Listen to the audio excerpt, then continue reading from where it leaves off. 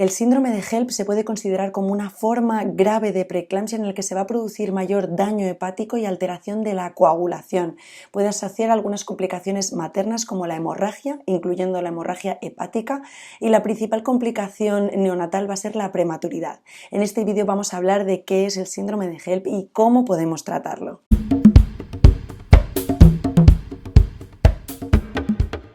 Hola a todos, hoy vamos a hablar del síndrome de HELLP. Se trata de un acrónimo que se refiere a un síndrome que puede ocurrir en pacientes embarazadas y posparto y está caracterizado por hemólisis, elevación de enzimas hepáticas y recuento bajo de plaquetas. Probablemente represente una forma grave de preeclampsia, aunque hemos visto que entre el 15-20% de los casos va a ocurrir sin elevación de tensión arterial y sin proteinuria.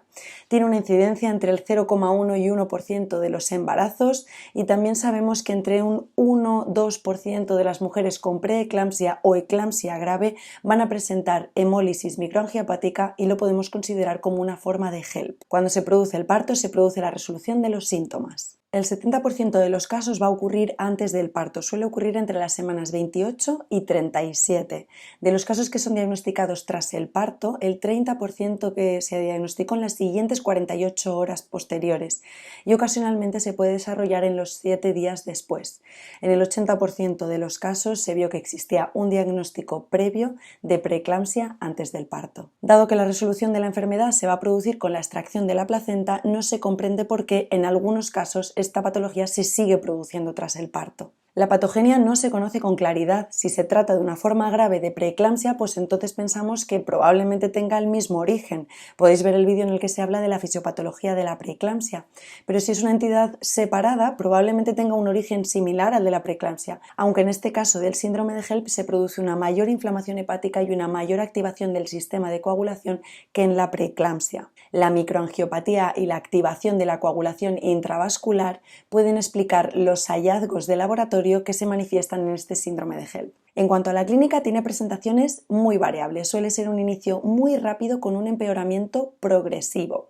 El síntoma más frecuente va a ser un dolor abdominal tipo cólico, sobre todo en epigastrio medio y en cuadrante superior derecho. En ocasiones va a asociar náuseas o vómitos, también puede asociar malestar general. En el 85% de los casos vamos a ver que además se asocia un aumento de la tensión arterial por encima de 140/90 y proteinuria, pero no en todos los casos. Y la morbilidad materna grave puede encontrarse en el momento del diagnóstico o puede ir desarrollándose con el tiempo. Puede haber complicaciones tan graves como la coagulación intravascular diseminada o el desprendimiento prematuro de placenta, una lesión renal aguda, edema pulmonar, un hematoma hepático subcapsular o intraparenquimatoso y un desprendimiento de retina. Para hacer el diagnóstico haremos algunas comprobaciones analíticas, así que cuando aparece la clínica sugestiva tenemos que realizar el estudio analítico en el que vamos a incluir un hemograma, frotis periférico, enzimas hepáticas, bilirrubina, creatinina, LDH y coagulación. Vamos a tener el diagnóstico del síndrome de HELLP cuando vemos signos de hemólisis, cuando vemos una LDH multiplicando por 2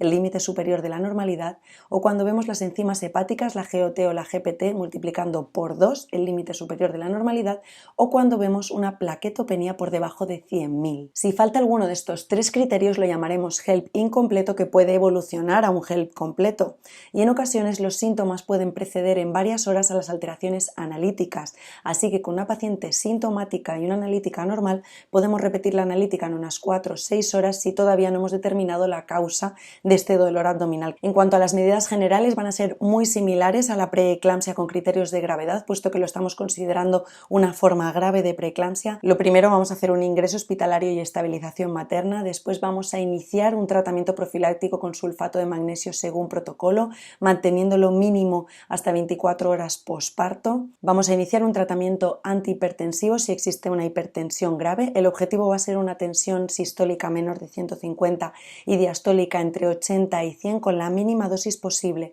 Debemos intentar evitar los bajones de tensión por debajo de 110-80 y también evitar los descensos bruscos, puesto que este feto está habituado a vivir a tensiones o a cifras tensionales elevadas, y si bajamos demasiado bruscamente la tensión arterial podemos disminuir la perfusión placentaria placentaria, poniendo en riesgo al feto. Iniciaremos el tratamiento con labetalol en bomba de infusión continua y si no es suficiente podremos asociar otro fármaco como la hidralacina. Haremos una valoración del estado fetal con una ecografía obstétrica y un registro cardiotocográfico y también haremos maduración pulmonar fetal en caso de que sea precisa. Los estudios de imagen solo los vamos a hacer en caso de que exista una clínica sugestiva de hematoma hepático, pues que haya un dolor epigástrico severo o un dolor en hipocondrio derecho irradiado hacia los hombros, o que haya hipotensión, coagulación intravascular diseminada o evidencia de ascitis. La retirada del catéter epidural se puede realizar tras la normalización de las pruebas de coagulación y cuando las plaquetas están por encima de 80.000. El tratamiento médico del síndrome de HELLP lo vamos a hacer con corticoides y lo vamos a hacer cuando las plaquetas estén por debajo de 100.000. En caso de que sea preciso hacer una maduración pulmonar fetal con corticoides, la vamos a hacer con dexametasona y luego vamos a continuar el tratamiento con metilprednisolona.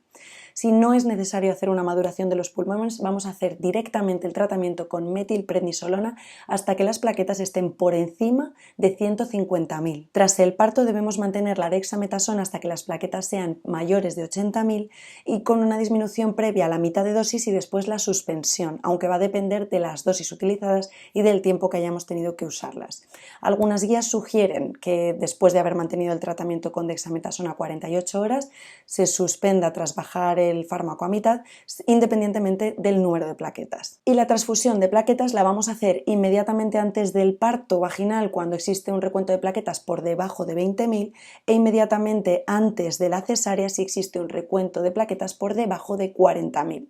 En las primeras 24 horas tras el parto lo realizaremos cuando exista clínica de sangrado. Y cuando vemos que la situación de la paciente está llegando a ser una situación crítica y que tenemos que finalizar el embarazo, necesitamos que exista un control de plaquetas y coagulación máximo 6 horas antes de empezar la inducción o la finalización del parto. Si existen condiciones cervicales desfavorables o es un embarazo por debajo de las 32 semanas o es un CIR con una alteración hemodinámica Doppler, podemos plantear finalizar con cesárea electiva. Y si hacemos una cesárea, debemos plantear la posibilidad de dejar un drenaje intraabdominal o subaponeurótico debido a que en estas pacientes existe un mayor riesgo de sangrado. Existen una serie de criterios de finalización inmediata independientemente de la edad gestacional. ¿Cuándo lo vamos a hacer? Pues cuando la madre presenta un recuento de plaquetas por debajo de 50.000 independientemente del tratamiento con corticoides, que es resistente al tratamiento. Cuando hay una sospecha de pérdida de bienestar fetal o cuando hay otra indicación de preeclampsia con criterios de gravedad que nos exige la finalización del embarazo. Nada más, hasta aquí el síndrome de HELLP. Nos vemos en los siguientes vídeos.